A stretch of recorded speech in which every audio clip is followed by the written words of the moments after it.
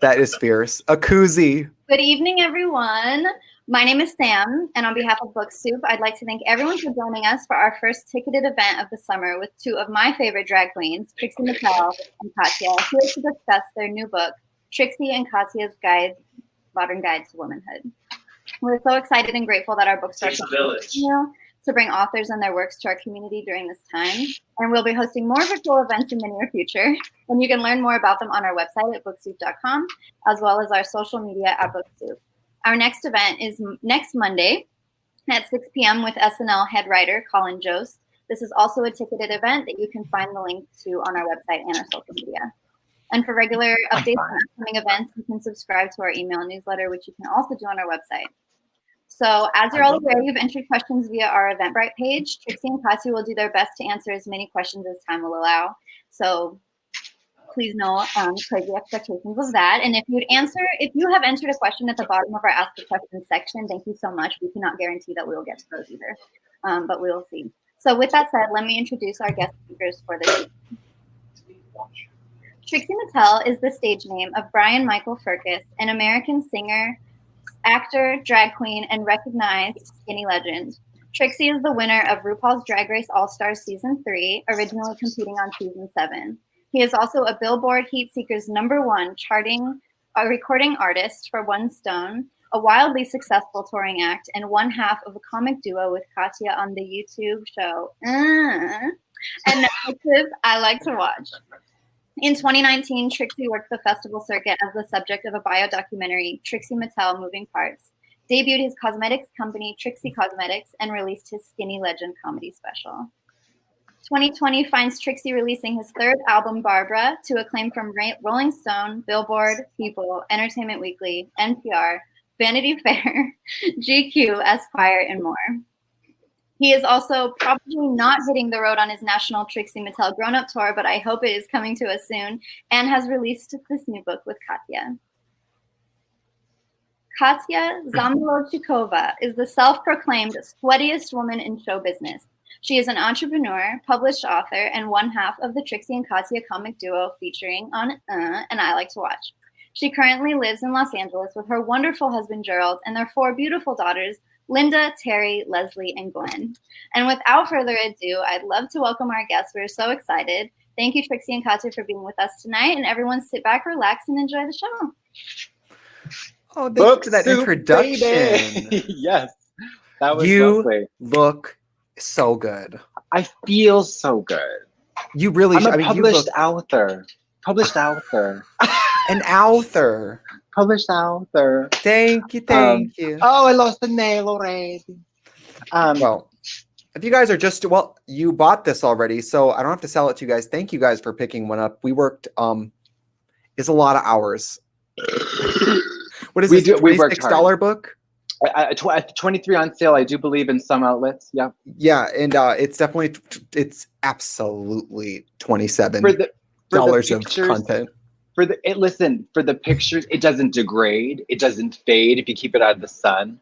It will it's hard, you can hit somebody with it. It's you can use it as rolling papers if you do weed. Great kindling, yeah. Great kindling. You're gonna do weed and you use the pages of this book as paper. I want to know what kind of hallucinogenic experience you have. Yeah. Trixie, just between us girls, I really like it.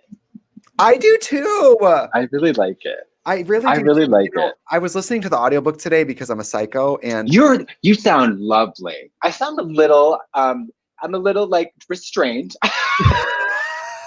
Well, I think you were making it your author moment. Yes, I had a turtleneck on. Yes, you were like, am I a joke to you? Yeah. This is not a joke. This is literature. Yes. This is literature. And because of social distancing, we had to record the conversation parts separate, but it comes out pretty real sounding. Actually, yeah, I was like, how the fuck is this going to happen? Don't you dare leave without taking your pants off, baby. I have a few friends over social distancing. Your mom here? Of course. Oh. Okay, go ahead. Yeah, and you know why it worked? Because I could sit there and read through these sections, and we worked together so long that I knew how you would say sentences. Yeah, so it's not like a Jamaican accent. Yeah. Yeah. Yeah. Do you know about Magda Legda? That girl from Little Mix, where they said she had to do a Jamaican accent, and she said, "Bagdad." Oh, yeah. Mary, not in 2020. No, this was like 2 years ago. She clearly does not know what a Jamaican accent sound like, and it's not even English. Go watch She went it. Klingon. She went Klingon. You guys in the chat know what I'm talking about. Yes, somebody, Hannah knows. Like that. Yeah, it was crazy. Oh my Anyway, God. I'm really proud of this book. It feels weirdly uneventful because we're in our homes, but like I know. We should be in an auditorium or at a bookstore. At Book Soup, for example, right down on Sunset Boulevard. And you know when Lady Gaga went to Walmart in 5'2" and she like bought a bunch, she like went and bought a Joanne CD. That's what we could have done at any We could Borders and Barnes and Noble, we could have been scooping up by the dozens, ensuring we get on that list. No, not Borders and Barnes and Noble. Book Soup, Mama.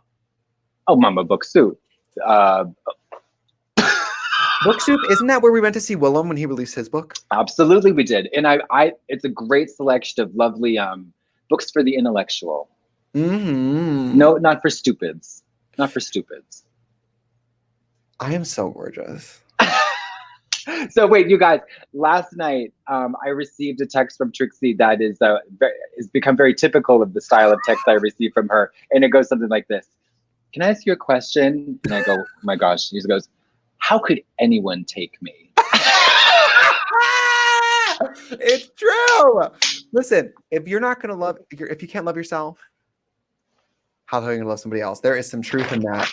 Do you ever? I just get in drag all the time, and I go, "Would you fucking look at me?" Like every time it's the reveal of this thing. Yes. Ding dong. You know on Drag Race when they make over like a straight person, he looks in the mirror and freaks out. That's me every time. Every time. You're like, "Oh, I'm a girl." I cry. I got on my purple nail polish. Oh, I got on my it looks like cranberries. Oh yeah, it absolutely does. I love that neck ruffle. You know, I have a dress like that with a big bow, and I like it. It is a little uncomfortable, but I do like it. Oh, honey, this was comfort couture. I've got ventilation. I've got volume. I'm wearing nothing except I'm not even wearing a bra. Work. So back to the book, though. Yeah. Should we get into some of the questions? Yeah. First, I have a question for you, though. What is your favorite picture? If you had to pick one picture from the entire book, what is your favorite picture? Picture of us and picture of you. Oh, my favorite picture of us is pretty obvious. Yep. Obviously. Yep. I mean, this is A, so beautiful. B, we've never looked so like of the same world. Yeah. Also, the amount of makeup I wear is really off the hand. It's out of the So that is my favorite, but honorable mention. Oh yeah, the baby. Because now we look exactly like we're in the same universe. Yeah, you look like pastels. Who would have thought? Debbie. Pastels. And there's some pictures of you that really make me laugh. My favorite picture of you is the jewelry one.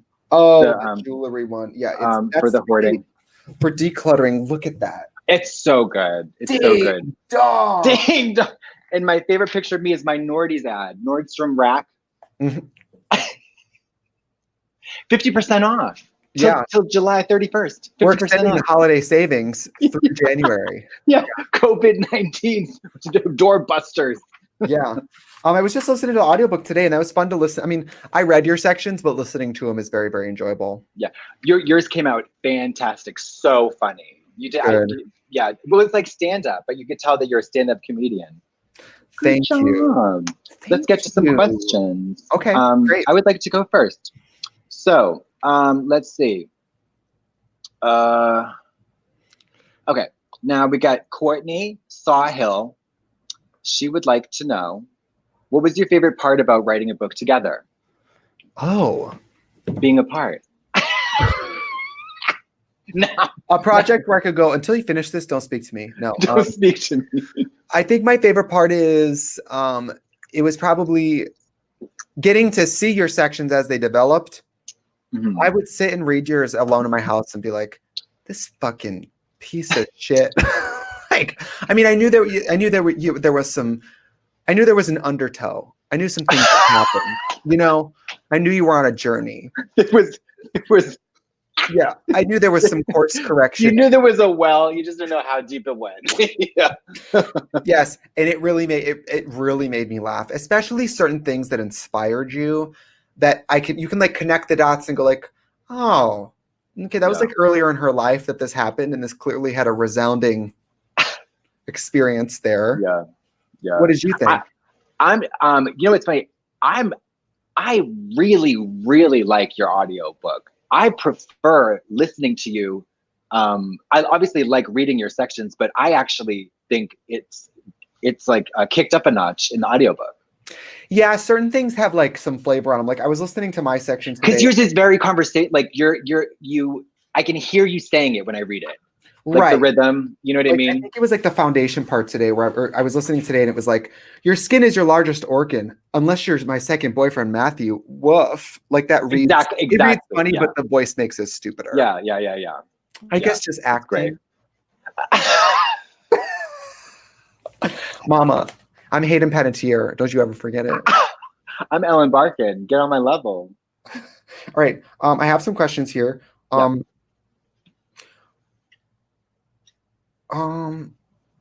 What did you learn about yourself writing this book? Mucho amore. Mucho amore. Amor. I learned that I am so that I don't want to say something new, but certain things were reinforced. Mostly that I will procrastinate to almost to like a subatomic particle level of the very last moment until every until I'm so fraught with anxiety that I just have to, it's just diabolical.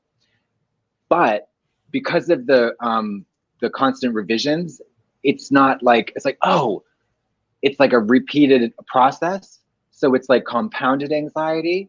Yeah. And it's worse, Well, I think it was like, I never realized how much of writing is expelling, and then you sift through. Oh yeah. And that's what that part made it easier. When you think of it as a 1-2 punch, not every sentence is like, the ink is dried, it's stuck forever. No, ask a real writer. They're like, first draft, honey. Michaela Cole, who wrote I Will Destroy You, 191 drafts she did of her series.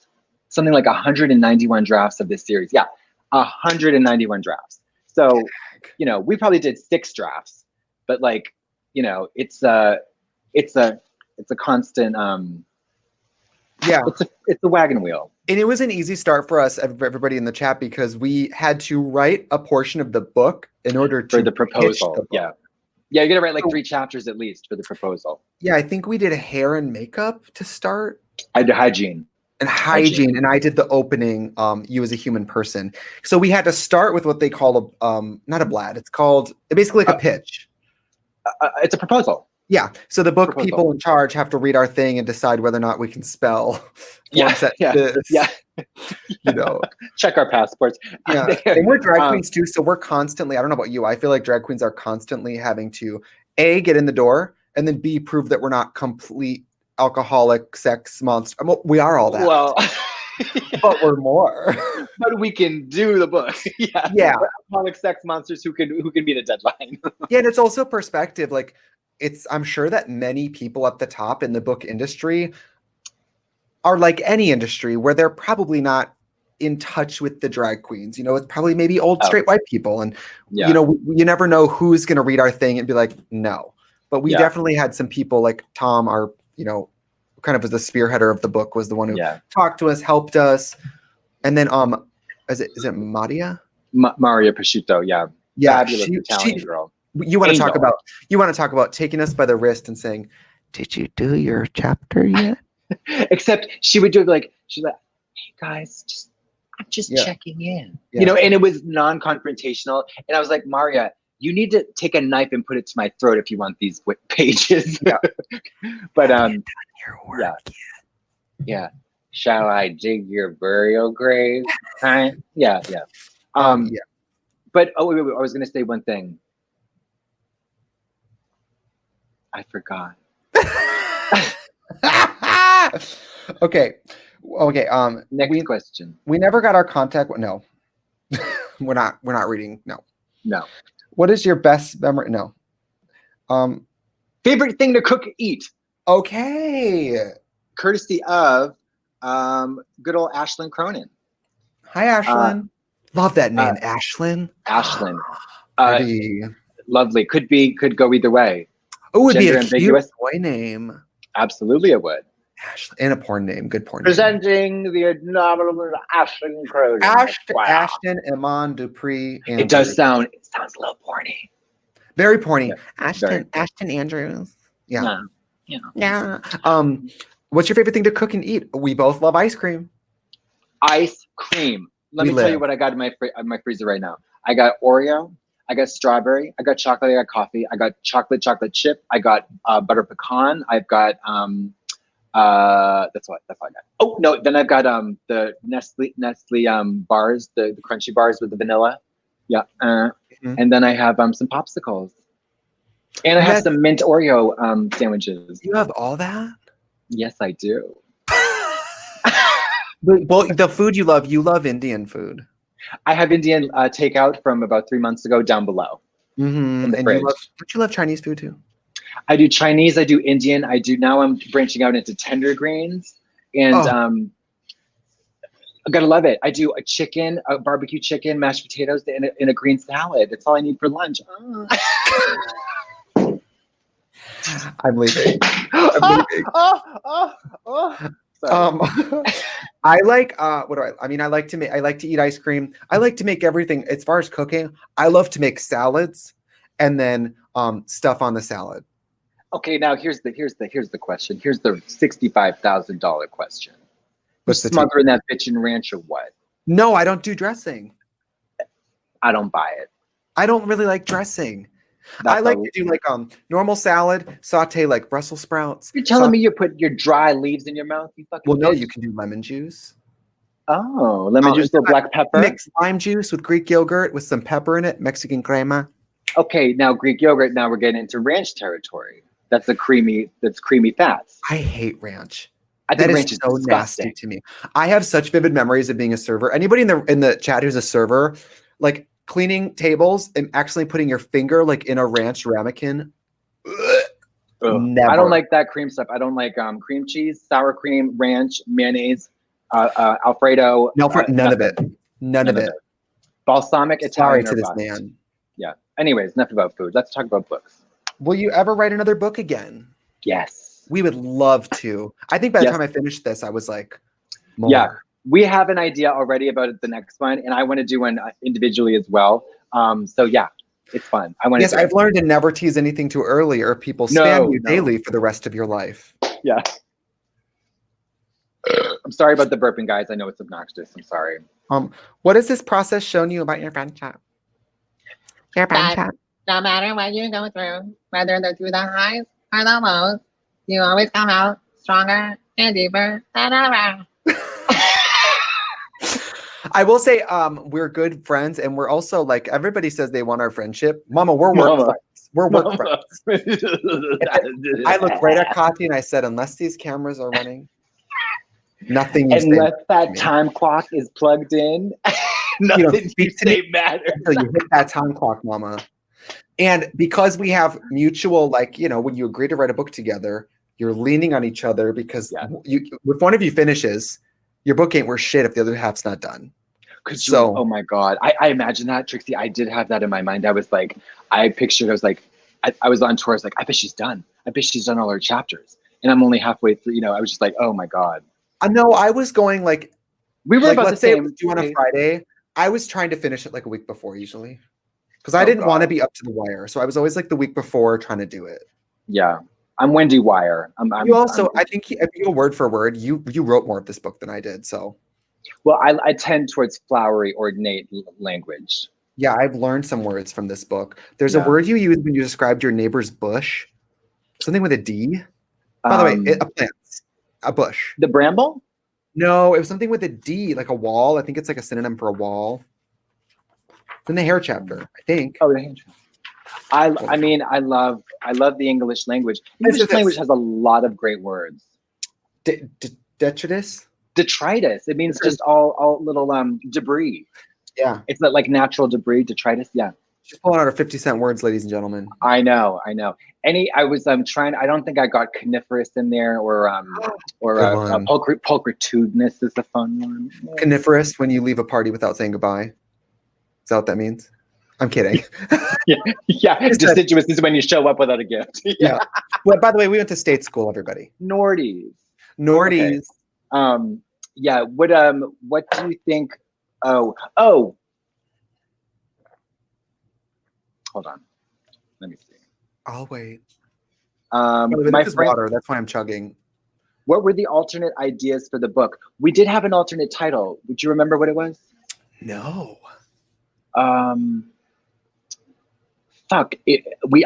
This was not the first title. You had I did? Yeah. Trying to think, because I remember we settled on this, but it wasn't like this is the title. Can't remember. I think it was like, was it Harry Potter and the Sorcerer's Stone? It was Harry Potter in the Sorcerer's Kidney Stone. Yes. No, it was Moby Dick. No, the Old Man in the Sea. The Old Man in the Sea. That's what it was called originally. Yeah. No, what fucking was it? I don't know. I literally have no idea. Okay. I will say we wrote the book together in like a Google Doc because we were separate. So I had to sort of like, sometimes it was hard to feel where we were in the process because it was just one doc. Oh, you don't know. Yeah. Right. And so I knew you'd put things in, but I couldn't really visualize where in the book it was. Yeah, because we bounced all around. Yeah. Yeah, we really bounced around. We really did. Okay, so what are your favorite gay movies? I can't take myself. Sorry, guys, she's wrapped up in the me. Sorry. My favorite gay movies. I mean, you can't really beat Tu Wong Fu. Thanks for everything, Julie. Yeah. Favorite gay movie. A movie with gay stuff. Gay movies. Gay. Not to be melodramatic, but Monster. Charlize Theron, Monster. Oh yeah. There's a gay romance. Girls that she's killing men. There's nothing gayer than that. Yeah. I love I'm not going to say what I didn't love. Can I say something? Can I say something controversial? Yeah, very brave. Listen, when has speaking your mind ever gotten you in trouble? I don't think ever. Call Me by Your Name. I like that movie by its original title, James and the Giant Peach. Thank you. Yeah. I didn't see it. Oh, well, I mean, I also didn't see Moonlight. I'm behind on a lot of gay movies. Moonlight was exquisite. Monet told me she was underwhelmed. I don't know. It's exquisite to me. Okay, I'll watch it. It's exquisite to me. It sounds sad, but for some reason, Monster is fine to me. So I don't know what. Monster is like literally tragic. I mean, Moonlight is sad. Oh! It's I know. It's called it's called Come Undone in English, but it's called some Presque Rien in French. And there's a scene where these two guys are in the sand butt fucking. And let me tell you, I was in the movie theater when I was at college at BU. Boner, and I was like almost alone in the theater. Nearly pulled a Pee Wee Herman. Almost alone. There's 3 other people in there, probably French students, and it was gorgeous. And all of a sudden, bam, bam, ding, dong, ding, dong, and it was just like Wow. Oh, God's Own Country. That's a great gay one. Yeah, Hedwig. Hedwig. Sheep farmers fucking in the mud. No. Yeah. What are these weird, artsy, sad gay ones? I like the artsy, sad gay ones. Yeah. To me, a gay movie is like Clueless, but Clueless is my favorite gay movie. Are there gays in that? No, but there's one scene where Brittany Murphy goes, "You guys, I've never had straight friends before," which I love. But wait, wasn't she talking about like straight as in like, was she talking about heterosexual or like straight as in straight laced? Did I misunderstand that? I think you did. Oh, it's still funny. It's funny either way. Well, because they misunderstood her, whatever. Brittany Murphy. Yeah. Oh, all right. You want to talk? You want to talk screen siren, scene stealer. She know. could have a walk-on role in something and walk Eden away. Kitchen. She was electrifying in Sin City. Amazing. And of course, Girl Interrupted. Oh my God. Eden Chicken. Eden Chicken. That's what I said, asshole. So good. Yeah. She would have been like Kirsten Dunst, you know, that like interesting roles, you know, continue to work. Yeah. Girl, I was listening to an interview with Kirsten Dunst with Larry Flick on Sirius, and he was like, when did you know the power of your storytelling? And she was like, never. And he was like, what do you mean? She said, every movie I get celebrated for, when it comes out, everyone hates it. Oh. Interview with the Vampire, panned it. Drop Dead Gorgeous, panned it. She's like, every movie I'm canonized for, when it comes out, people read me for it. So 10 years later, it's like, why don't you appreciate me now while I'm still alive, you motherfuckers? I was interesting. Oh, go ahead. I'm one day younger than her, just one day. Why is she doing so much better? She got a head start. Yeah, that whole day. April 30th, 1982. Kirsten Dunst. I was right on the heels. I love her. You could have played that little girl in Interview with the Vampire. I'd play anything. I'll do the coffee for the movie she's on. I just want to be next to her and say hi. I was on that show Gay for Play on Quibi, and one of the categories for the competition was appreciate Kirsten. Matt Rogers, so funny. And it was just the straight person to go up there and cite some of her like career heights. Yeah. And it was so funny. They're all just like, bring it on.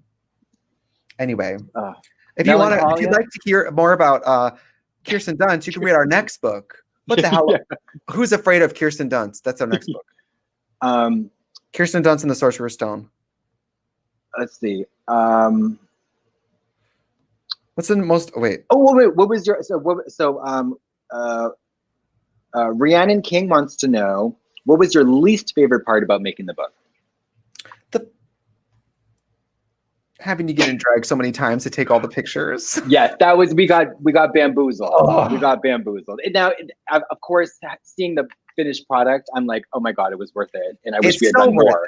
Yeah, but like. But it was a lot, you guys. It was sold to us as like, you know what? You guys should take some time off drag and write a book. And then we didn't know. By the way, there's literally no less than 15 photo shoots. Mary Elizabeth Dugan, I want to write you a letter. And in that letter, I'm going to say, you bamboozled me. It was like, we really thought we were going to be like I couldn't help but wonder as like the summer breeze, like, you know. And I thought I would move to New York. I thought I would wear like a ribbed turtleneck with no arms, like a turtleneck tank top. Yeah, you'd be typing for 15 minutes, and then you'd go out for drinks, like, you know, until 2 a.m. Work maybe like 3 hours a week. Yes, and people would be like, "What do you do?" And I'd be like, "I'm a writer."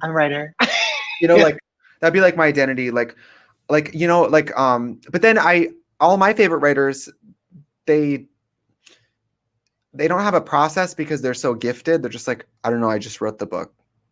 Like Stephen King's like, well, I sat at a typewriter and typed. And I may have done drugs and been depressed. But like Augustin Burroughs, one of my favorite writers, who I actually think you would love. I think you write a lot. I've read his books. I like him a lot. You're like a little more flowery. I'm more David Sedaris. Yeah. But his experiences are more like sex and vanity and you know, putrid, which I think, well... Me, which leads me to a really good question. Actually. Putrid party of one.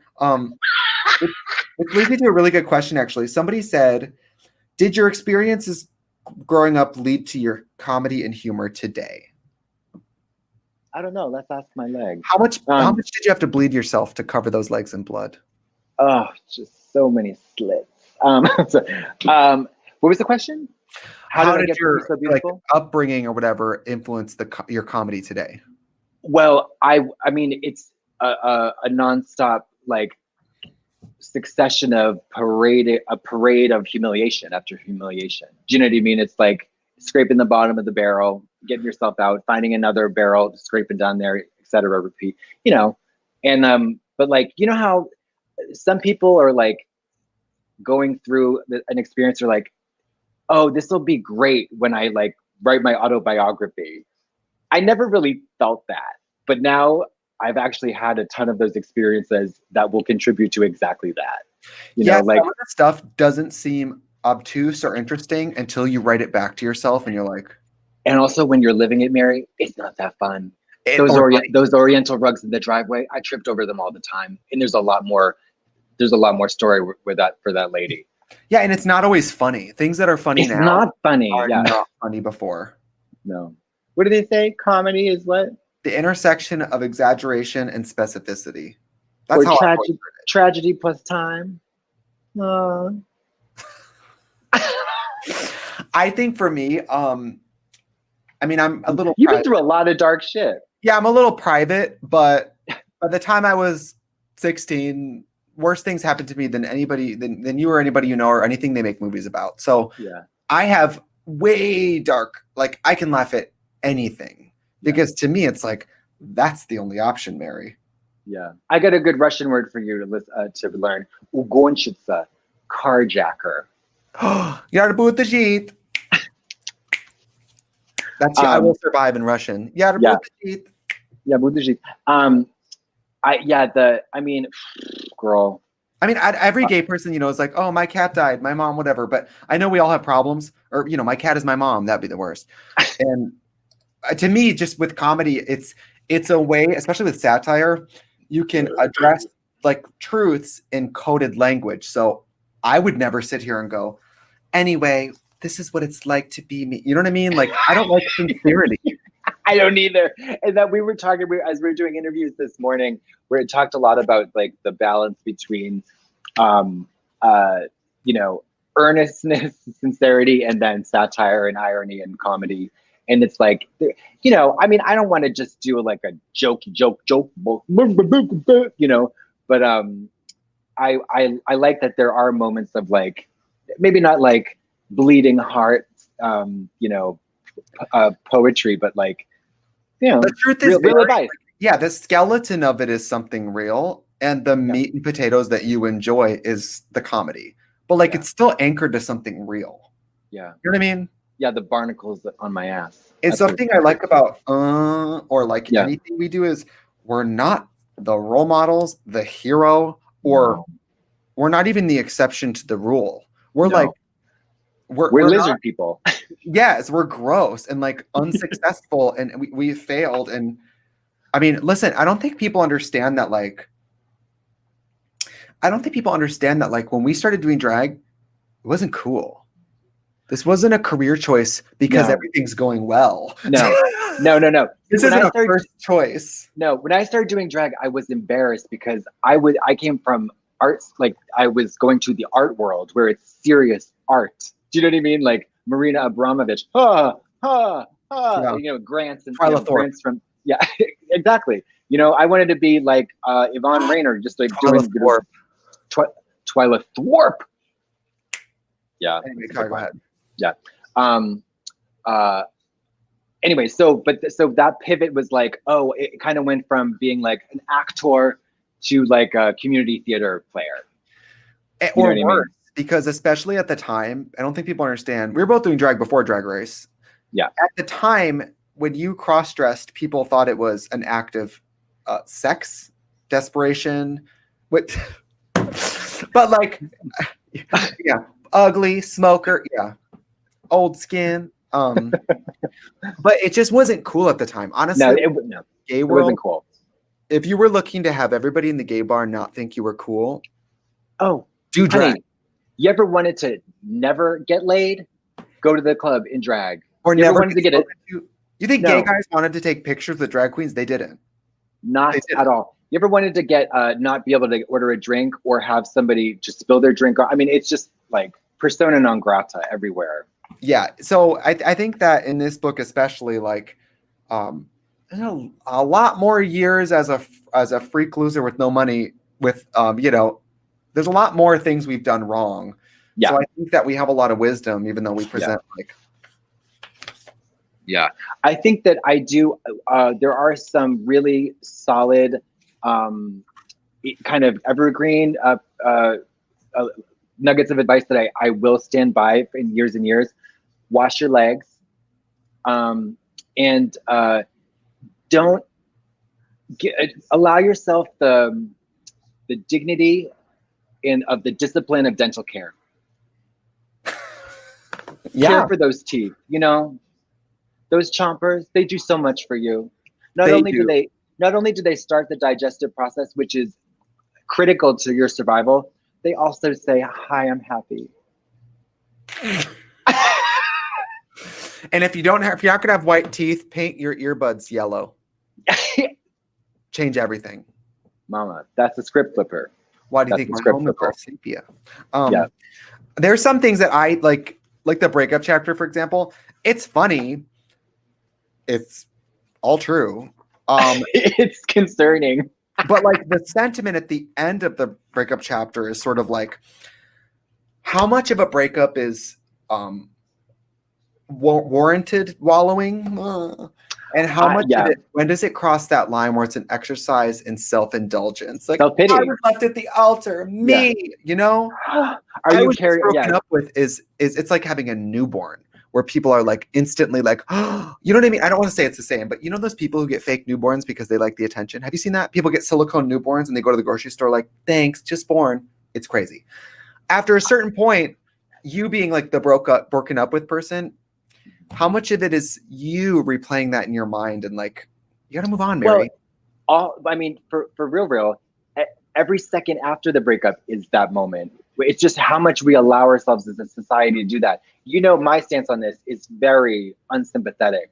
You got a short window. Katya, what did you guys think? Katya says you should have 1 week of grieving for every year of a relationship. Yes. Now, but what about 9 months? You got 9 days. That seems fair. But here's the thing. A week of absolute like, what is it? The Chinese wailing or whatever? North Korean funeral wailing. North Korean funeral wailing. Sicilian funeral, like jumping on the casket every day. Yeah. But after that, it's a wrap. Yeah. Down to the second, like 3, 2. Come on, you jump on another dick. Yep. Well, think about this. I remember distinctly when I was in high school, when I was very goth, and I was also had the goth affectation, i.e. I was very sad. You know, and goth people aren't sad, they just love goth stuff. But I decided one day, I was like, you know what? I'm not going to be sad anymore. And then I was happy. Relatable content. You just feel a feeling and move on. That's normal. I looked in the mirror and I said, not today. Yeah. Never again. You woke up smiling. That was the day you woke up smiling. I did the Beverly Hills 90210 challenge, which is this. Yeah. Choose your own destiny, choose your own mood. Yeah. Could change your life. I think there's a lot of things in this book where we both make fun of something, but also like, listen, hair and makeup is kind of dumb, but since you have access to it, let's use it to your advantage. Exactly. It's like, we all know this is a sham. It's a sham. It's a real, mama, it's not important. It's not essential. It's this whole thing. I mean, we're all, you know, Soylent Green as people. We got lizard skin. We're on a rock in outer space, yada, yada, yada.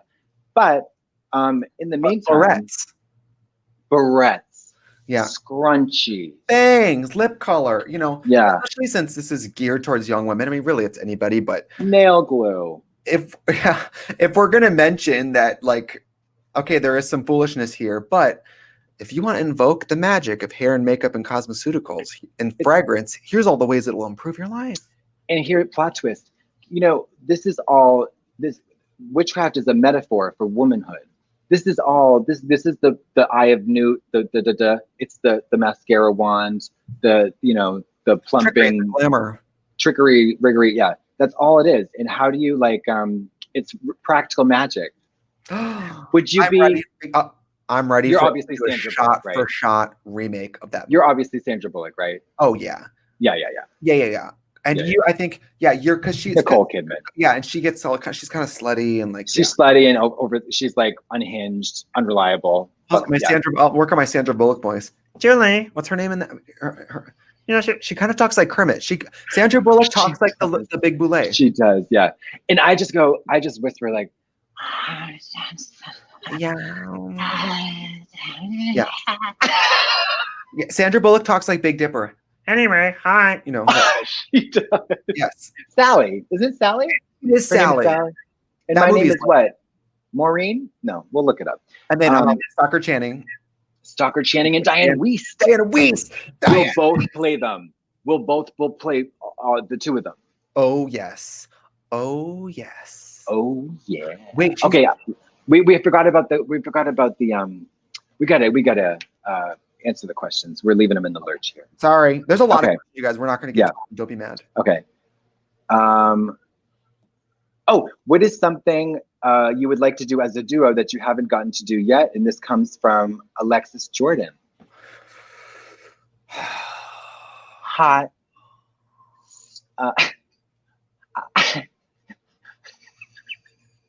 Fully penetrative sexual congress. No, I'm so over that at this point.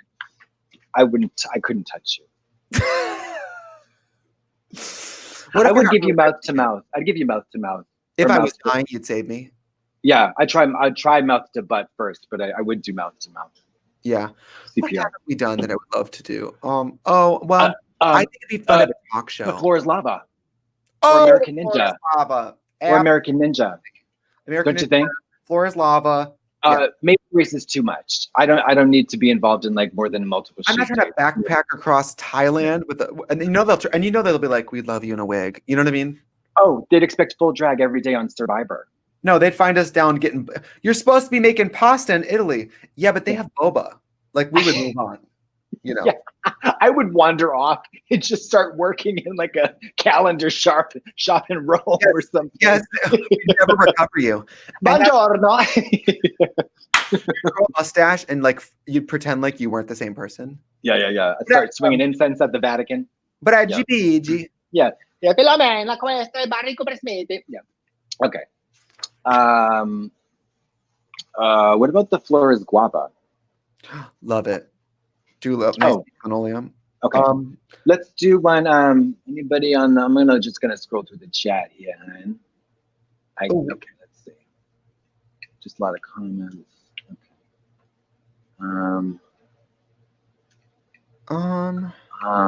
Katya, if you go to the ask a question at the bottom of the screen, that's where the questions will be, where the orange bubble is. Oh, I see. Oh, yes. How did Ginger Minj take the news of you two writing a book together? Did she write the foreword? We wanted Julia Roberts. Yes, we wanted Julia. We would have settled for RuPaul, but neither were available. And Ginger wrote the epilogue, which we lost in the mail, unfortunately. So. I think Ginger. I think she'll read it and like it. Maybe she won't read it. She'll look at the picture now. There's stuff I said about my own family in this book, and I'm like, oh, read it. Okay, I have to answer this one. Looking back on the book now, is there anything you wish you'd been able to address, or anything you felt was left out? I'm just gonna say. What's Suicide? No, what? No. Oh. No, I wouldn't have said that thing about Evie Oddly. I just think it was like, the point. I stand by the point, but it's like, what's the point of like in a book that's published and in a library to mention someone by, you know what I mean? Like by name. I mean, it's just, didn't like her dress though. It's a piece of fabric. No. And I don't. I thought it was wrong. And she gets it.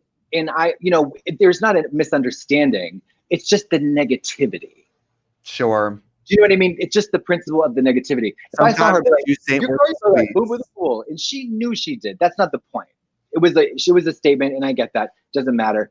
But I wish, I don't want to have people to have bad feelings because of that. Do you know what I mean? It was. Because it wasn't like a big. It could have been just clipped. Yeah, I don't know. I don't know any drag queens are that weird mix where we're like. Drag queens are like, I don't care what anyone thinks of me, but we're also like, what'd you say about me? What'd you say? Yeah, totally. So I think drag queens, it's fluid and we all like and don't like each other. I guess what you're saying is it wasn't even, as far as this book goes, it's not even an interesting section. No, it was compared to others. It's not essential. Exactly. Yeah, it's not essential. It's kind of a throwaway comment, but it is part of a larger discussion, which is more interesting. But I don't think she needed to be singled out. The name, you know what I mean? Because it's like could have just said somebody. But it's just somebody at DragCon, whatever. And then it's even better because like, ooh, who was it? You know? Yeah. So I feel bad. So I'll mail her like a pizza. In the mail. Yeah, I'll mail her a pizza. Okay. Love it. Well, she'll probably get your message. One of these creatures probably is going to send in this video, so. Oh, well, they can. Doggy style or missionary? Oh. I love when you said sometimes doggy style can be a read. It is. It's like, I want to fuck you in a way where I don't see that face. No, but when the ass is bomb, you got to get the whole picture. I guess that's true. Absolutely. And if the dinky is teeny weeny, you got to flip them around. I prefer, well, I mean, if I'm having what sex, feels better for you? With somebody, either. I prefer missionary because I love a human connection. Yes, I do the same way. I want face-to-face fantasy. Yeah, I like to do no tongue. I like face-to-face. No tongue. Yeah, but I need like full insertion. Yeah, no tongue. Yeah. Where are the typos and who does it bother most? Me. It doesn't bother. I don't even know where they are. I found them when we recorded the audio. There's a maybe 2 or 3 grammatical errors, and they haunt me. They haunt my dreams. It'll be okay. No, it's not. People don't come to us for perfection. Well, they come to us to go, oh my God, it could get so much worse. They come for reassurance that yes. Someday when I'm an old gay, 4 years, I'm going to start like a it gets worse campaign. Yeah. We are not preparing the LGBT children of tomorrow by telling them everything's going to get better. No, because often we are ill preparing them. Yeah. I'm going to say, Mama, no more sugar. Here is a 3-point. This is how it's going to get worse. First, this is going to happen. Your family's going to turn on you. Your boyfriend's going to break up with you. You're going to have an identity crisis here. Like, it's going to get. You're going to lose your hair. You're going to fly to Turkey for the hair transplant surgery. You're going to get kidnapped. Yada yada yada. Yeah.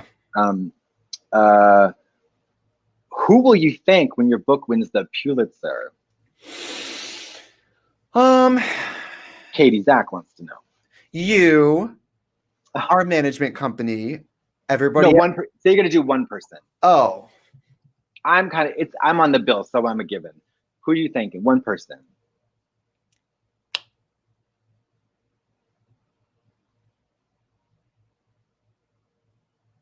I guess who had the most to do with it? Probably Thomas Flannery. Yeah. I think I'm going to give it up to Gutenberg. Didn't he invent the printing press? Oh, yeah, we really do owe him. The guy who invented possible. And that's the T on that. Why did That's on period.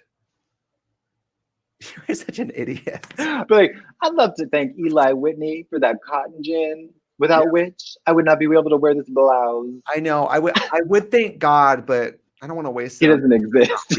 Yeah. What about, who are your favorite drag queens besides yourself, of course? Top 3. Who is it? Oh, shit. 3. Give it to me, top 3.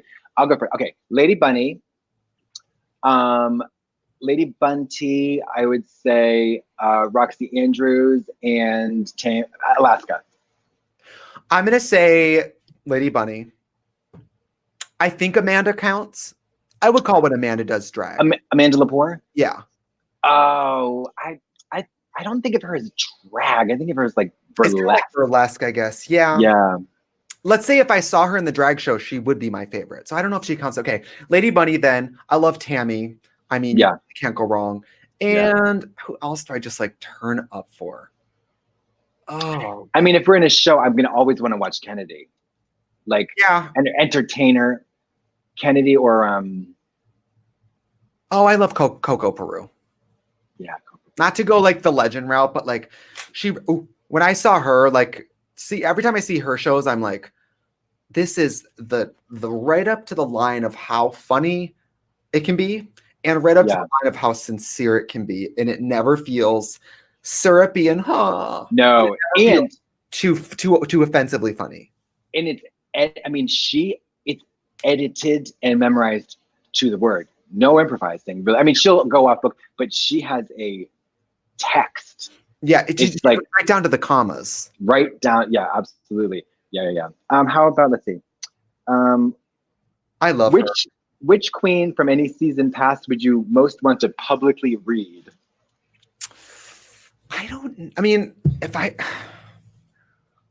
who would you suck it to? If I do it, if I want to, I just do it though. Like, I don't know. It's weird with drag because we all read each other, and if like a YouTuber reads a YouTuber, it's an article. But like drag queens read each other 24 hours a day. Yeah. You're one of my favorite drag queens, and I think you're literally a piece of garbage. Horrible. Bottom of the barrel. I'd want to read Alyssa. Yeah. Not to mention, to get a good read, somebody has to genuinely like you. They gotta they're gonna know you. Yes. They're gonna know you. To get a good read is almost like a mark of respect because they know you. They pay attention to you. It's a compliment. If I don't have a read for you, you're not on the radar, mama. Yeah, back before Drag Race, this was in Boston. This was always the kiss of death, like a compliment. Oh yeah. Like if somebody said, "Nice dress." Oh yeah. I mean, if you didn't get like skewered and slayed and just like beaten down, they didn't like you. Yeah, I mean, drag queens. That's just how we act backstage. No one's there to be like, "You look amazing." We shit on each other. That's all we do. Never. That way, like that, like Fina and I mean, I don't think it only took me going to the brink of death for us to get like. Like almost start hugging. Yes. Like, we never were like, "Hey, you piece of shit." Like yes. It's never, ever like, "You look really beautiful in that outfit." It's like, I would literally go to I would run if I ever heard that from her. Yeah. And it would be like it's also the ultimate compliment. Like, you know somebody well and they respect you. If they're on stage, like, all right, this next performer, I don't even, just whatever. This is literally a piece of shit garbage. I hate her. I don't know why she's here. Like that. For my special, Fina introduced me as the human cigarette. That was recorded as my on the special. The human, give it up for the human cigarette. That's tea. That's tea. That's tea. Yeah, that's tea. All right, let's do a couple more questions. Bob would be like, Trixie Mattel, the Cabbage Patch Kid who looks like she works at the Mac counter. That's literally tea. What is your favorite self-care activity? I've been getting into it. Baths. Okay, can I tell you something? Sure. Can I tell you? I took a bath the other day, and I'm gonna rig up a camera. Oh yeah. Oh yeah. Oh yeah. To guard the door?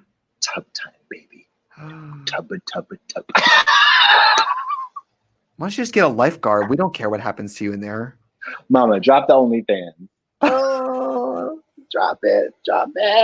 No. I love baths because especially like there is nothing better than like when we filmed all day or like DragCon. You get in a bath after DragCon. It is an activity. You need the hospital after DragCon. Yeah, you need the hospital after DragCon.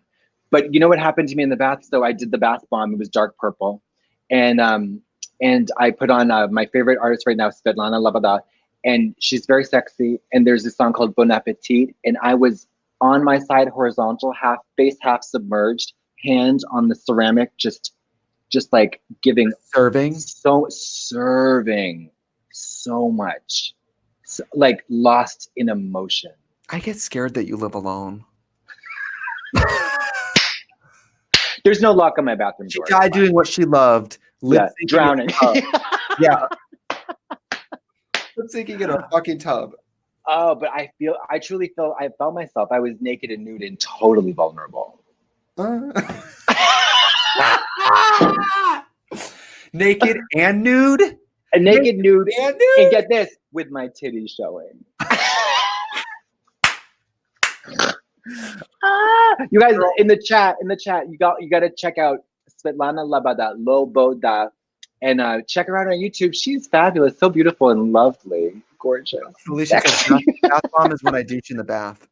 I did do the douche. In the bath? I did do the douche. No. I'm not going to pollute the water in my bathtub with the douche. No. But I had a prostate massager with a button vibrate. And she was so ergonomic, and she went right up there and she gave me exactly what I wanted, which was an orgasm. Okay.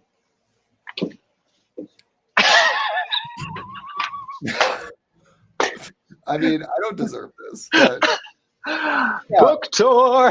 Back to the questions. Yeah. You never know. Oh, yeah. Why don't you do one? Oh, is it? Are we done at 6? It's almost, or 7? It's almost done. Isn't it? Yeah, but it's you know, it's a soft closing. We don't have to. I'm a little pale today. Oh god. Okay. I'll sing while you're looking. This person just says no questions. Work diva. How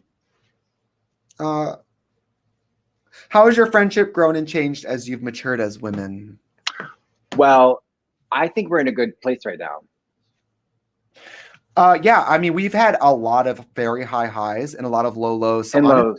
Yeah. Now that the it's gotten like this and this, since we idle in the middle, it's all just gravy.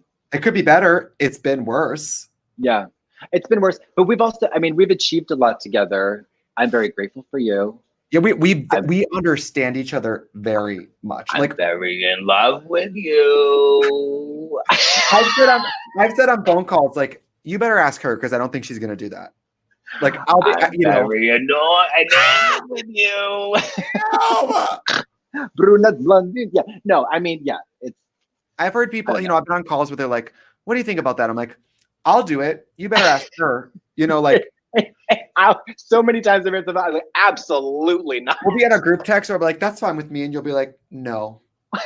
That's fine. Our friendship works really good professionally because we have very accurate reads on like what the other one will bring to the table.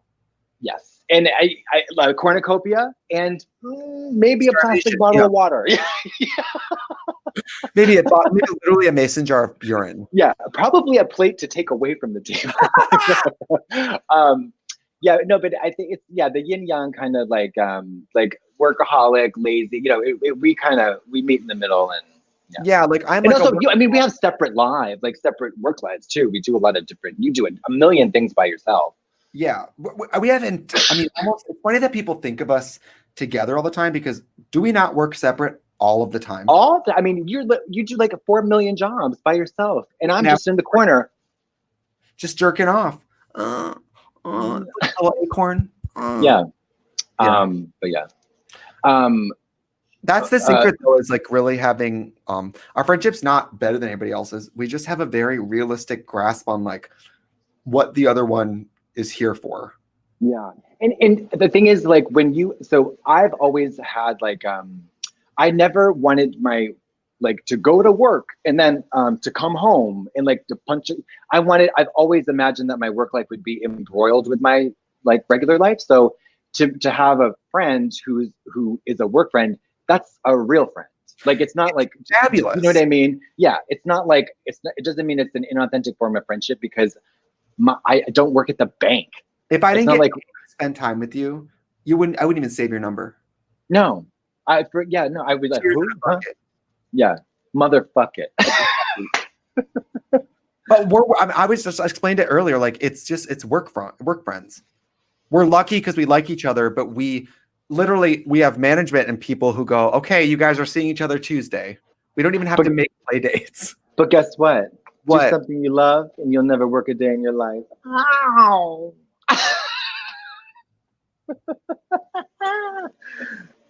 This has been wonderful.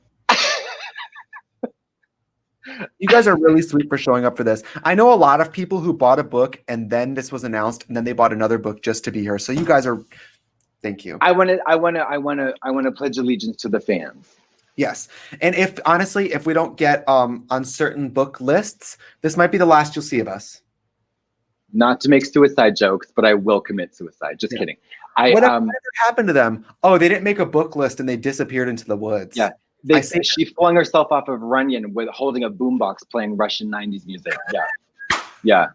And I was at the bottom of the mountain eating a snow cone and just got murdered. Trying to get it on Instagram. Yes, Instagramming it live. Yes. People like actually did. They bought the physical copy, they bought the audiobook, then they bought a ticket to the thing. I love you and I love that. Yeah, we're going to be going on tour once everything goes back to normal. We're going on tour all over the world. So bring your fucking book. I mean, I think we both, if you bring our book to the show. I want to sign that was actually like, writing the book, and then I want to be at the table and be like, hi there, what's your name? Oh, to Janice? Okay. Well, now that you've written the whole book, you're like, you want me to write these 5 letters? That ain't shit to me. I can sign this. Thank you. Yeah, I really want to do that. I want to have that author book signing moment. I want to wear a turtleneck with no panties, no jeans. Sidney Prescott, Out of Darkness. Yeah. How about like a Vinny's gonna work. Yeah. So that's a bummer. But we're gonna write another one. Maybe. I hope so. I had a blast. When we finished this, my first thought was like, we have to do another one. Yeah, and if God willing, well, not God because it doesn't exist, but fan willing, if we make the list, it's pretty much like guaranteed we'll get another deal. Yeah. God never did anything for me. Fans. No. Yeah. Good. That life hack, folks. God. Yeah. No. Yeah. Yeah. No. What else? Let's see. Oh, another question. How did you become such a? I'm gonna get some, hold on, I'm gonna do it. I brought something for a cheers. Hold on one second. Ooh, who is one celebrity that you want to sleep with, dead or alive? Well, dead, I would do Cary Grant in the Philadelphia Story, and also Jimmy Stewart in the Philadelphia Story, and alive, I would do Tom Hardy in that horrible movie with him and Reese Witherspoon and the other guy. This Is War. And then I would do what is his name? I can't pronounce it, but the guy who played Dr. Manhattan, not like the blue guy, but the guy whose body they chose. You know what I'm talking about in Watchmen.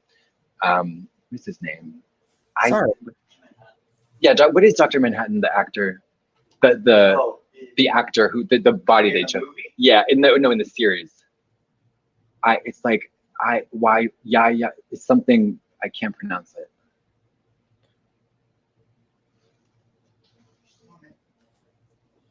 I brought Yaha Abdul-Mateen.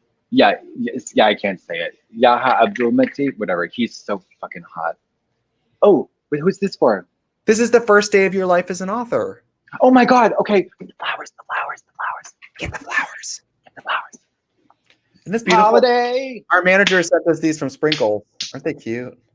What would you do if I just Lily sent me these? Can you imagine? These are the most beautiful arrangement. Holiday. Get what together. Would you do if I actually lit myself on fire?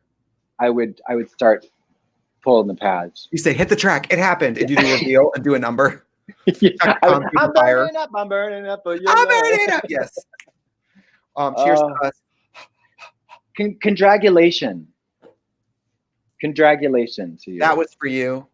Congratulations. For me. Yeah. No. Are you drinking whiskey? Oh, I just had a little vodka just to celebrate. Honestly, I haven't done anything celebratory yet. Because we've been doing all this stuff. I think I'm gonna try to take a day and just like, I don't know. You know me. Not do some work. I know. You know me. I'm like not make 10 videos. Literally. I don't know. She's so funny. She has this fantasy, and this happens every year. She's like, I'm gonna take next month off. I have this whole plan. I'm like, yeah, we'll see, honey. When you like it literally every year, I'm like, I'm taking a month off, and you're like, or sometimes a whole year. She'll have the gall to say a whole year, but usually it's a month, and then it starts with like one weekend gig, and like before there's a week left until the whole month is booked. Whole month, yeah. And now because of quarantine, you're just like you're making 10 YouTube videos a day. You're doing Twitches and streamies and Whoosies and all that stuff. Meanwhile, the 2 Twitches a week, or the Twitch a week, full coverage Friday, 1 YouTube video a week on my channel, and then sometimes it's Netflix, and then it was Trixie and Katya Save the World for a while. It was like 5 pieces of content a week. 5 a week, no rest for the wicked. I mean, that's being in drag more than I was on tour. Yeah, the humanity. I don't know. Oh, the Q&A. Okay, when we get to answer more questions. Let's do a couple more.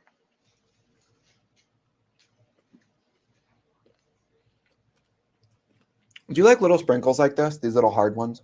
I do not. I don't really either, but they look cool. Oh, this is a good one. Trixie, what decade would you have chosen to be a teenager in? 60s, are you kidding me? Yeah. I mean, it's difficult because I'm a woman, and being a woman anytime is not always great, but But the cards are stacked for women was more like daring and like it's cool, man. It's cool and like and cool. not you have to be rich to look cool. Oh no, like you got Mod, Mod is like. And Mod is great for all body types, all heights. I mean, especially since all those looks are meant to. The look was no titties, no ass. So every look is meant to just be like a Tootsie Roll tube. It's all like shapes. Shapes yes. And like art. It's artful, kind of. Artful and like sassy without being too like it was like bright colors, bold patterns. I like that. Bright colors, bold patterns, great stories. Hey, great oldies. What about Katya? If you had to lose one visible body part, what would you choose and how would you want to lose it? Great question. Well, my tailbone, because I have a protruding tailbone. I'm the missing link. I've made you feel it before. It's bony. It's not unlivable. No, but I would certainly enjoy myself a great deal without it, especially rolling. Rolling. Wait, when you do front rolls, you have to kind of cheat sideways. Like Pilates. You just got that shit right off. I gotta take a detour. It's really annoying. Yeah, I know. It's so hard, my life. I would also like to get rid of. I don't love my scrotum, but I guess I need it. I think when you think of your scrotum, you have to imagine what your dick would look like with no scrotum. That's why I tape it up. You just have like a vanilla Tootsie Roll sticking out. Yeah, a dangler. What would I change? I take off an ear. What is it? Take off an ear. Ectomorph, whatever.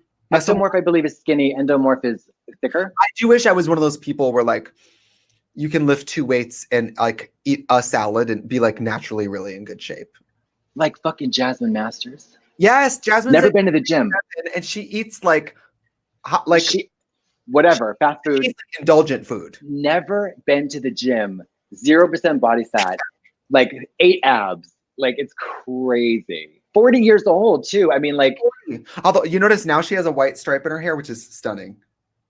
She does. Yes, she has like a gray stripe here, and it's line.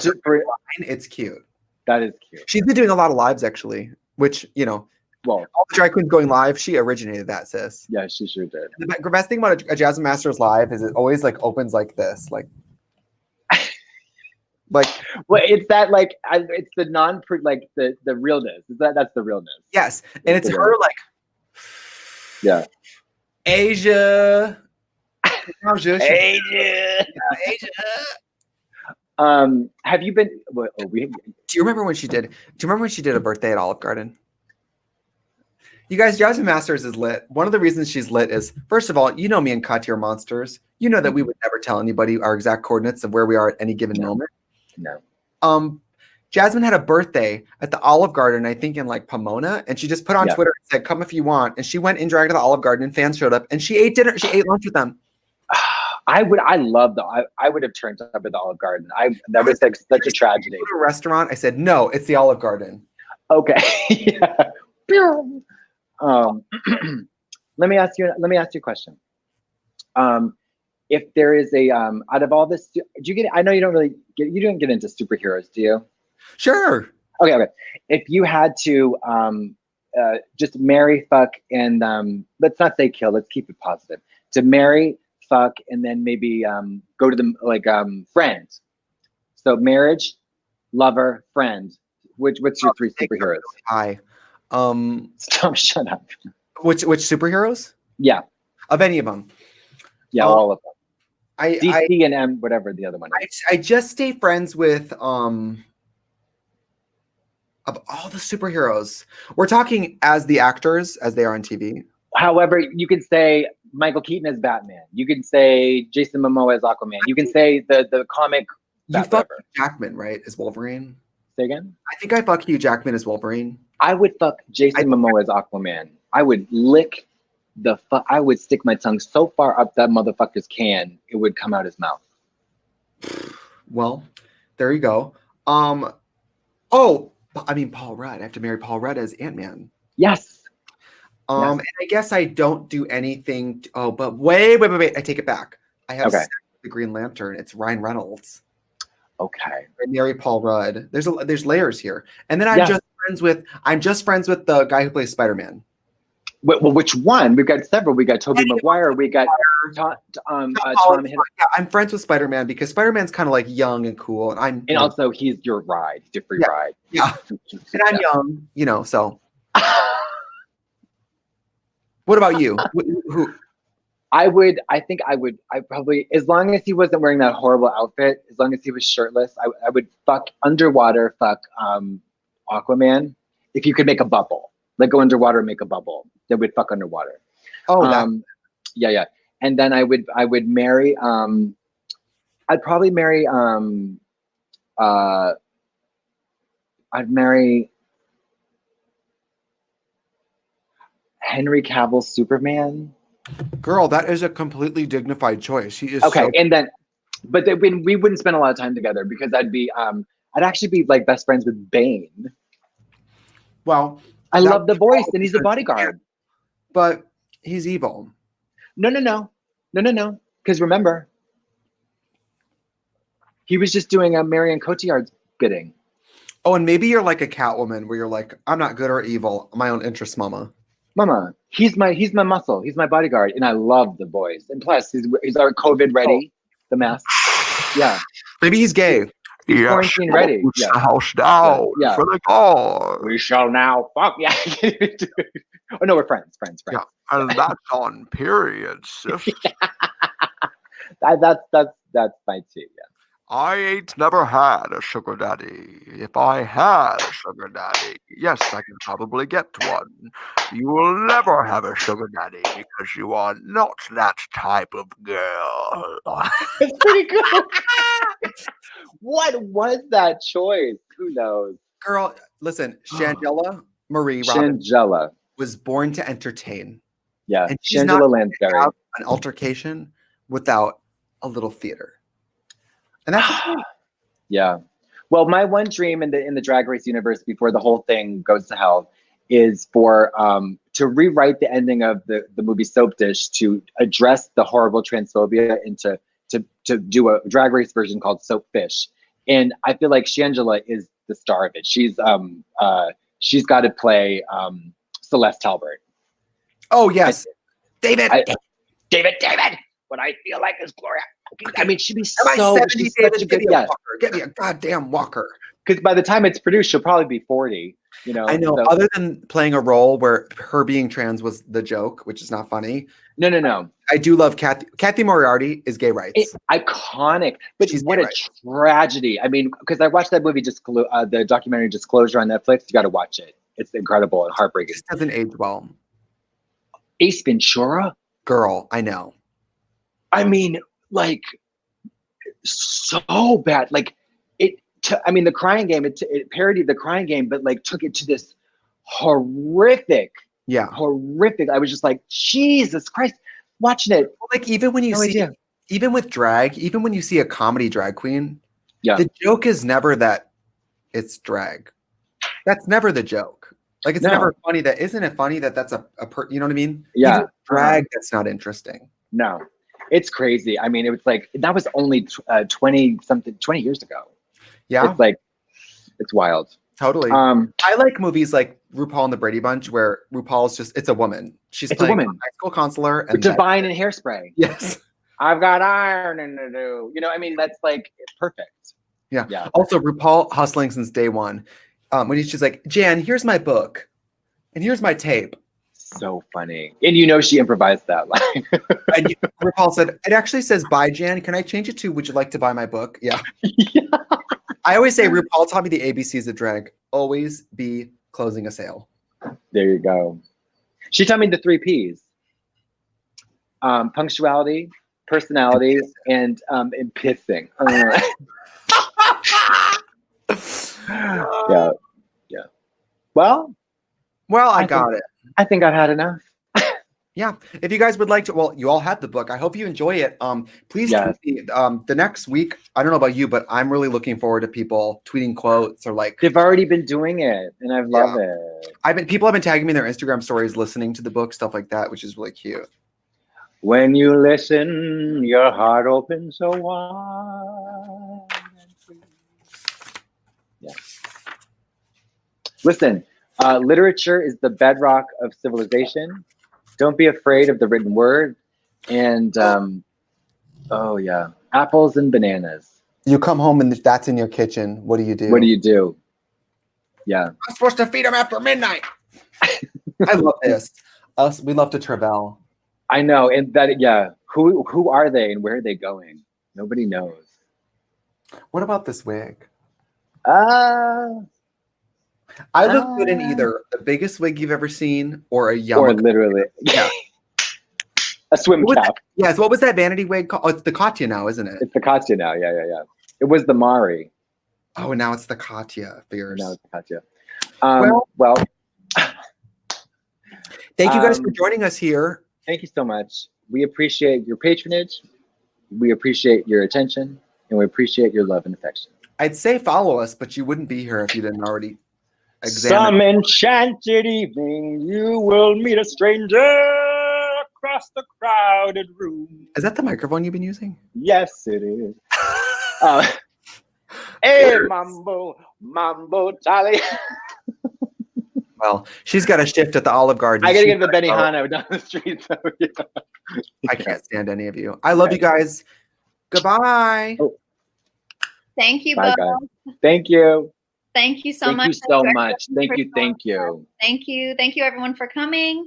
We'll be in touch about books, and you both are amazing. I know Trixie's already gone, but you're both wonderful. Thank you so much. And this, for those who are wondering, this is recorded. You can come back, watch again. And everyone have a wonderful night. Mucho amor. You too, Katya. So wonderful to meet you. Okay. Bye-bye.